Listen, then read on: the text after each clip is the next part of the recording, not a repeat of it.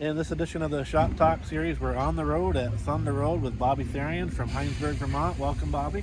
Thank you. Let's talk about your start in racing. What division did you start in? Started here racing go-karts actually. So ran a lot of years running go-karts around here. Me, my brother, my cousin, and there's quite a few of us still in the pits here that all grew up doing the same thing. So we've been around this for a long time. And once the go-kart stopped, I got connected with Ernie Hill. We built the street stock, and from there it's just been a progression ever since. So you've gone up through the divisions. Yeah.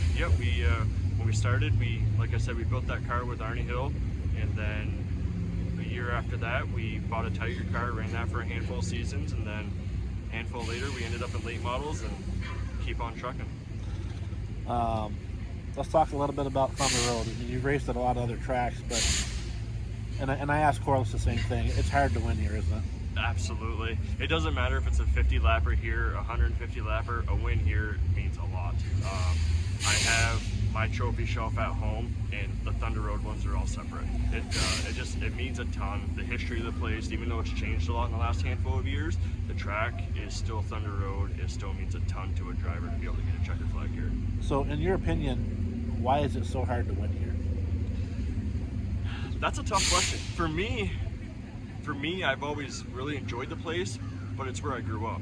So when you get the outsiders that come in, it's intimidating. You're in a bowl. You don't have much leeway. There's not a lot to mess up. And now that we have the wall all around, it's even worse as far as you don't have room for error. And that's on your part and on other people's part. So it takes a lot of trust being out there of who you're going to be around.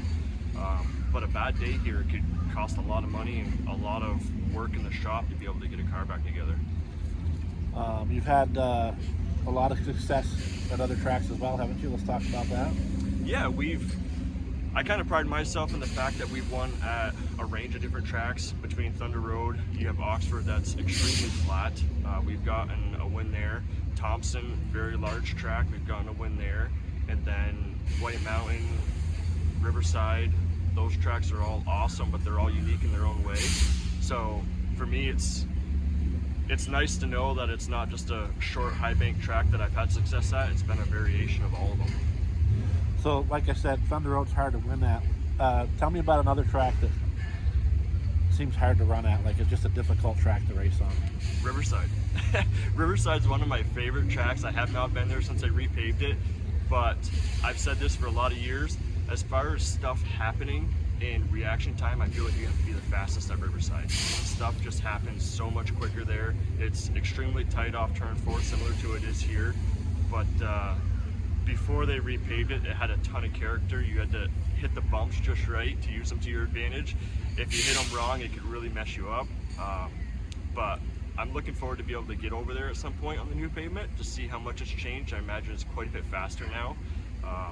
But that's definitely a unique track as well.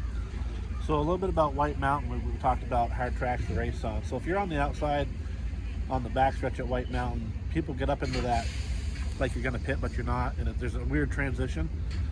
You know what I'm talking about? Yeah, absolutely. You get up too high, and I've always called it a manhole back there. You fall into that, and it's kind of a guessing game if you're going to be able to get back out of it before you hit turn 3.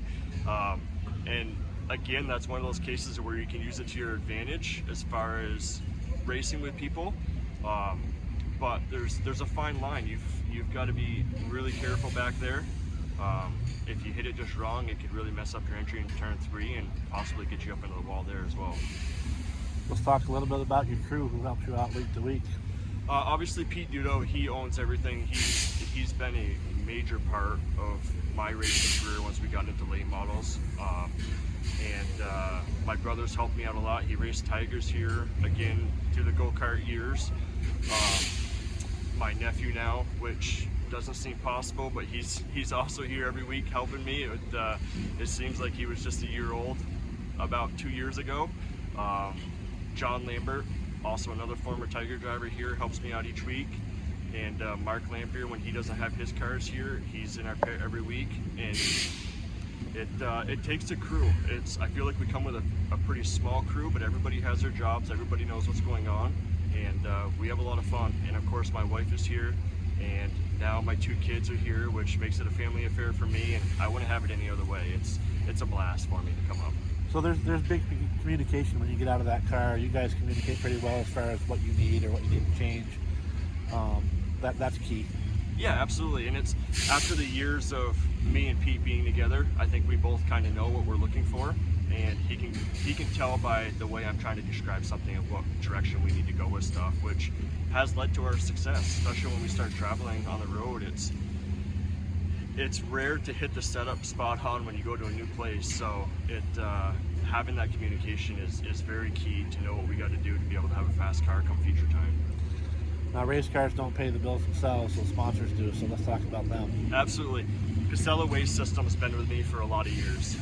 They are a phenomenal part of our race team, and we also have White Seating, Matt and Mandy White, and Curly Fuels. They are huge supporters of ours, and Michael John Massetti with Pro Heat. He's been with me for a long time too, and those guys are what make it possible to keep coming back. And it makes it special for us to come race at Thunder Road because it's in their backyard. We get to support them. We get to show off their business as well. Well, I appreciate you taking the time to talk to us today. We wish you the best of luck in the Memorial Day Classic, which is rescheduled, and hopefully we can get it in. Hopefully we can get it in. As long as the rain holds off, we're ready. Have a good day. Thanks, bud.